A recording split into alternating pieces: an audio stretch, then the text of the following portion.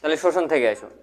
এখন পর্যন্ত যতটুকু পড়ছো সেইটুকু থেকে যদি ধারণা দিই, শোষণ হলো যে আমরা যে খাদ্যটা খাই, যে সারাদিনে যে খাদ্যটা খাই, সাধারণত শর্করা জাতীয় খাদ্য থেকে কি পাই?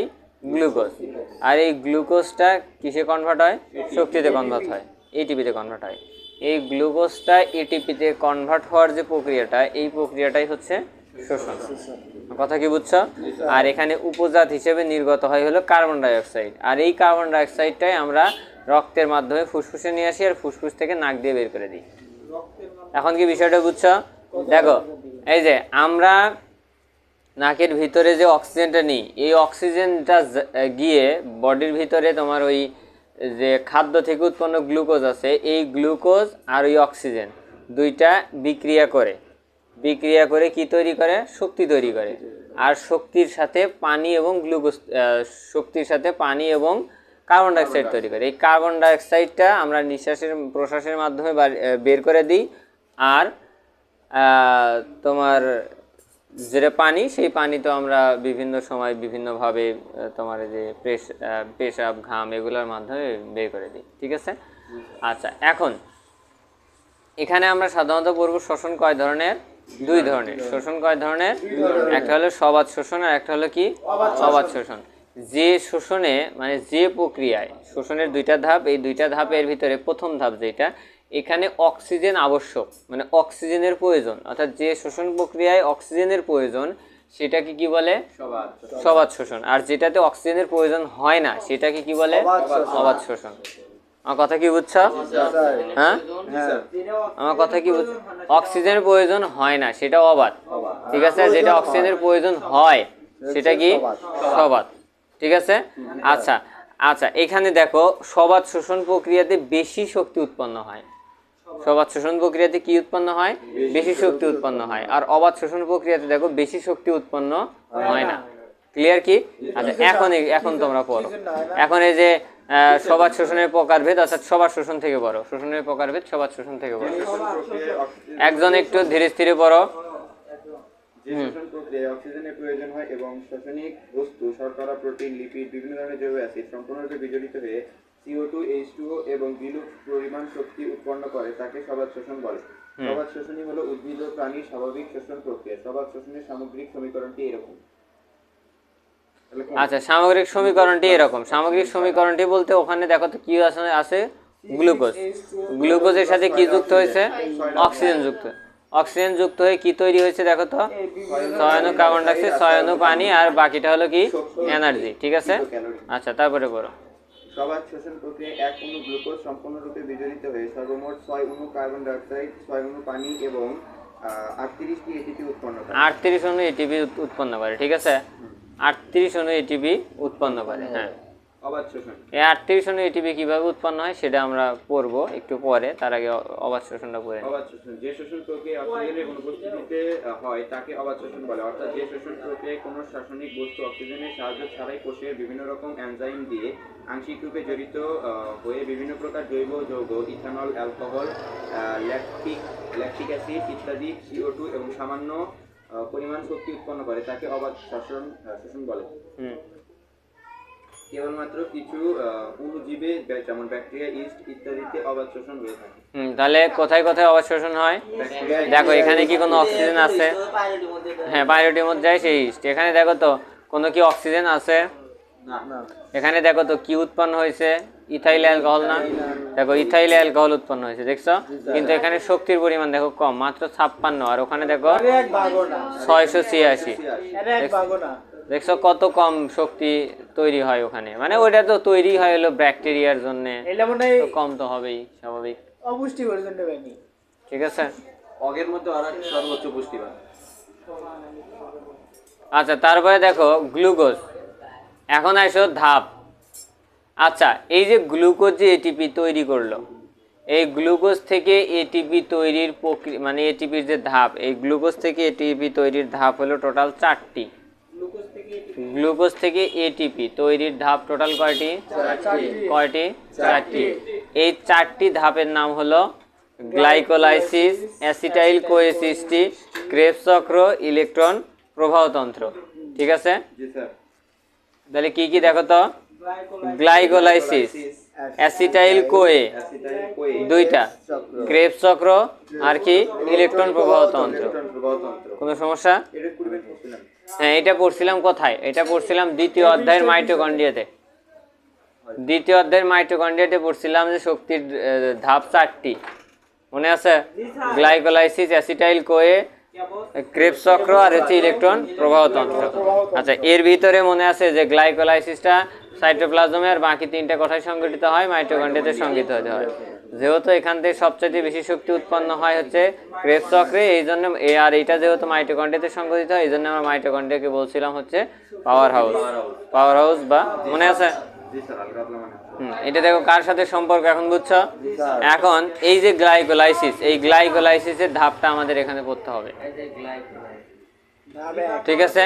আচ্ছা, এই গ্লাইকোলাইসিস পড়ার আগে একটু গ্লাইকোলাইসিসের ছকটা যাও, নিচের দিকে দেখো একটা ছক আছে, ওই ছকে যাও।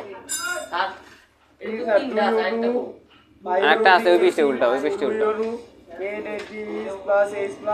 গ্লাইকোলাইসিস পাইছো না? হ্যাঁ, গ্লাইকোলাইসিসের ওখানে দেখো, গ্লাইকোলাইসিসের বিষয়টা বোঝাচ্ছি।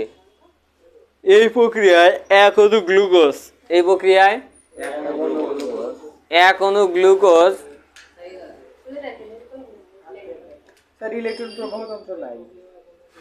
ইলেকট্রন প্রবাহতন্ত্র না থাকার কারণ আছে, ওইটা বিষয়টা আলাদা, তো ওই জন্য ওটাতে খুব বেশি ওখান থেকে শক্তি উৎপন্ন হয় না, ওখানে শুধু ইলেকট্রন ট্রান্সফার করে, ওই জন্য। যাই হোক, আমরা পড়াচ্ছি সেটা। এক অণু গ্লাইকোলাইসিস মানে এক গ্লাইকোলাইসিস প্রক্রিয়াতে গ্লুকোজ ভেঙে পাইরুভিক অ্যাসিডে রূপান্তরিত হয়। Pyruvic acid, pyruvic acid. এক অণু গ্লুকোজ ভেঙে 2 অণু পাইরুভিক অ্যাসিড উৎপন্ন করে, পাইরুভিক অ্যাসিড উৎপন্ন করে। আমি আবার বোঝাচ্ছি, এদিকে দেখো। গ্লাইকোলাইসিস হলো প্রক্রিয়ার নাম, আর গ্লাইকোলাইসিস প্রক্রিয়াতে এক অণু গ্লুকোজ, গ্লাইকোলাইসিস প্রক্রিয়াতে এক অণু গ্লুকোজ ভেঙে কয় অণু? 2 অণু পাইরুভিক অ্যাসিড তৈরি করে। কয় অণু পাইরুভিক অ্যাসিড তৈরি করে? 2 অণু পাইরুভিক অ্যাসিড তৈরি করে, আর সাথে 2 অণু NADH এবং H+ তৈরি করে। NADH H+ তৈরি করে বা NADH2 তৈরি করে। তাহলে কয় অণু পাইরুভিক অ্যাসিড তৈরি করে? 2 অণু। কয় অণু NADH তৈরি করে? 2 অণু। আর 4 অণু এটিপি তৈরি করে। কয় অণু এটিপি তৈরি করে? 4 অণু এটিপি তৈরি করে। হ্যাঁ, ওই যে গ্লুকোজ ভাঙে কি তাহলে তৈরি হয় বলো তোমার সাথে? 2 অণু পাইরুভিক অ্যাসিড। হ্যাঁ, গ্লাইকোসিস ভাঙে না, গ্লাইকোসিস হলো প্রক্রিয়ার নাম, আর গ্লুকোজ ভাঙে। ওই গ্লুকোজটা ভাঙে 2 অণু পাইরুভিক অ্যাসিড উৎপন্ন হয়। 2 অণু পাইরুভিক অ্যাসিডের সাথে 2 অণু NADPH তৈরি হয়, আর 4 অণু তৈরি হয় হলো এটিপি। এটিপি 4 অণু কি তৈরি হয়? এটিপি। এখন দেখো, 4 অণু যে এটিপি তৈরি হয়, 4 অণু এটিপির ভিতরে 4 অণু এটিপির ভিতরে 2 অণু এটিপি খরচ হয়। 2 অণু এটিপি খরচ হয়, তাহলে থাকলো কয় অণু? আর কয় অণু NADPH তৈরি হয়েছিল? কয় অণু NADPH তৈরি হয়েছিল? 2 অণু। এই 2 অণু NADPH থেকে 1 অণু সমান হলো 3 অণু এটিপি। এটা মনে রাখবা, 1 অণু সমান কয় অণু এটিপি? 3 অণু এটিপি। তাহলে 1 অণু সমান যদি 3 অণু হয়, তাহলে এখানে 2 অণু সমান কয় অণু? 6 অণু। 2 অণু সমান কত? 6 অণু। তাহলে 6 অণু, আর ওখানে আমার এটিপি রাখছিলাম কয় অণু? 2 অণু, কারণ 2 অণু তো খরচ হয়ে গেছিল। টোটাল এখানে 8 অণু এটিপি তৈরি হয়। কথা কি বুঝছো? হ্যাঁ, ওদিক যায় কিছু খরচ হয়, টোটালি একটা অ্যামাউন্ট আমাদের হাতে থাকে। আমার কথা কি বুঝছো?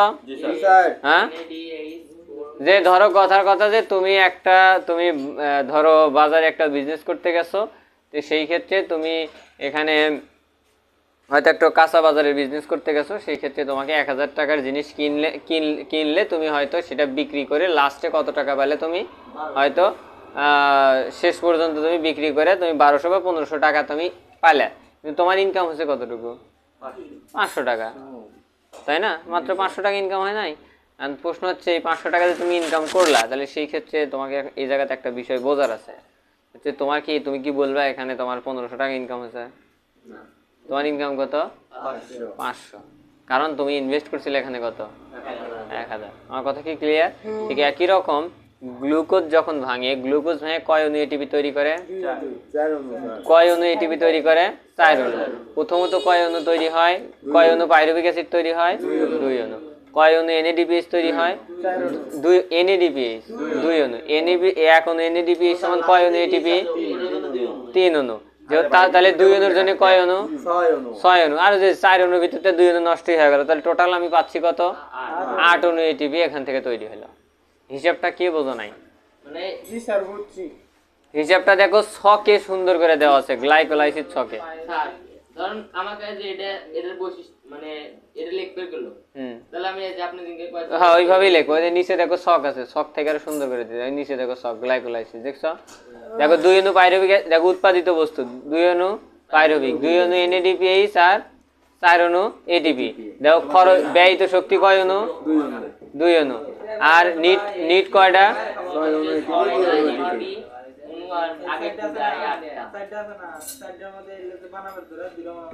দুইটা অণু খরচ হয়।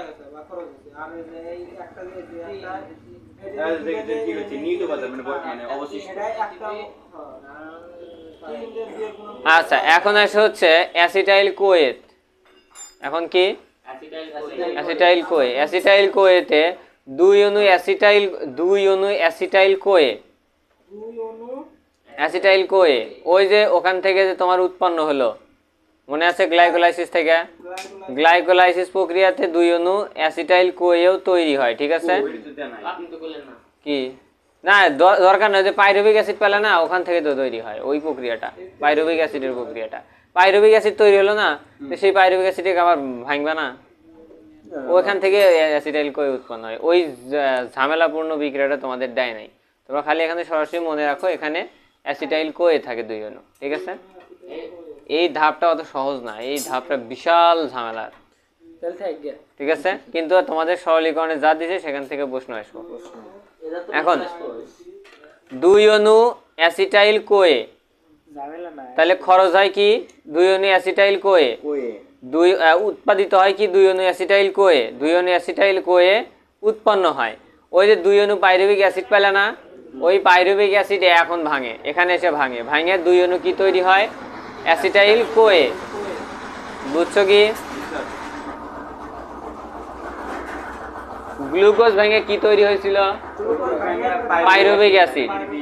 আচ্ছা, মূলত কি উৎপন্ন হয়েছিল? Pyruvic acid. এই পাইরুভিক অ্যাসিড ভেঙে কি তৈরি হয়? Acetyl CoA. এই পাইরুভিক অ্যাসিড ভেঙে এখন কি তৈরি হয়? দ্বিতীয় ধাপে এসে অ্যাসিটাইল কোয়ে। 2 অণু কি তৈরি হয়? Acetyl CoA. 2 অণু কার্বন ডাই অক্সাইড আর 2 অণু কি? NADPH2,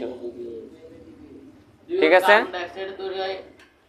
হ্যাঁ 2 অণু হয়। এখন 1 অণু NADPH সমান মানে কয় অণু? 6 অণু। তাহলে 1 অণু মানে তো 3 অণু, তাহলে 2 অণু মানে 6 অণু। আচ্ছা, এখন এখান থেকে আমার উৎপাদিত বস্তু কি? Acetyl CoA. এই অ্যাসিটাইল কোয়ে যায় ক্রেবস চক্রে যায়, দেখো ভাঙে। অ্যাসিটাইল কোয়ে ক্রেবস চক্রে যায় ভাঙে 4 অণু কার্বন ডাই অক্সাইড তৈরি করে, দেখছো? 6 অণু NADPH তৈরি করে, 2 অণু FADH2 তৈরি করে, 2 অণু GTP তৈরি করে। এখন হিসাব করো, হ্যাঁ শেষের দুটো দেখো। 6 অণু NADPH মানে কয় অণু ATP? 18 অণু। হিসাবে ধরে রাখো কিন্তু 18 অণু। আর 2 অণু FADH2 মানে হলো 1 অণু FADH মানে হলো 2 অণু ATP, তাহলে 2টা মানে 4 অণু ATP। 18 আর 4 কত? 22। আর 2 অণু GTP মানে হলো 2 অণু ATP, এটা 1 অণু মানে 1 অণু। তাহলে কত হলো? তাহলে টোটাল কত হলো? 24 অণু। তাহলে ক্রেবস চক্রে টোটাল কতটুকু কয় অণু তৈরি হয়? আর আগেরটাই কত হয়েছে? 6 হয়েছে না? নিট কত হয়েছে? 6 হয়েছে। তাহলে 24 আর 6 কত? 30 আর গ্লাইকোলাইসিসে কত হয়েছে 8, তাহলে কত হলো এই হলো 38 অণু এটিপি। ওই আর এক এক নম্বরে তো 8 হয়েছে আর 2 নম্বরে তো 8 হয়েছে। ওকে আমরা বললাম 38 হ্যাঁ এই হলো টোটাল 38 অণু এটিপি, 38টি এটিপি উৎপন্ন হয়। এই হলো টোটাল 38 অণু এটিপি। এখন এখানে আলাদাভাবে মনে রাখা লাগবে কি গ্লাইকোলাইসিসে 8 অণু, ক্রেবস চক্রে 6 অণু, ক্রেবস চক্রে 24 অণু আর অ্যাসিটাইল কোয়ে 6 অণু। স্যার ইলেকট্রন প্রবাহতন্ত্র এটি কি আলোক লাগে না? না ওইটার থেকে শক্তি উৎপন্ন হয় না, ওটা ইলেকট্রন ট্রান্সফার হয় খালি।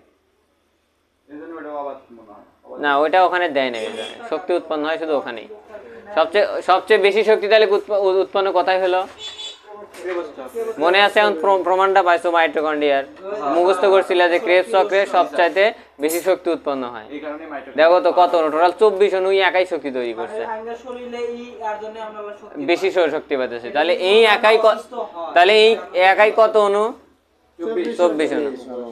এত কথা ক্লিয়ার কি? তাহলে এই সব তাহলে হলো মুখস্থ থাকলো তোমাদের, মানে এই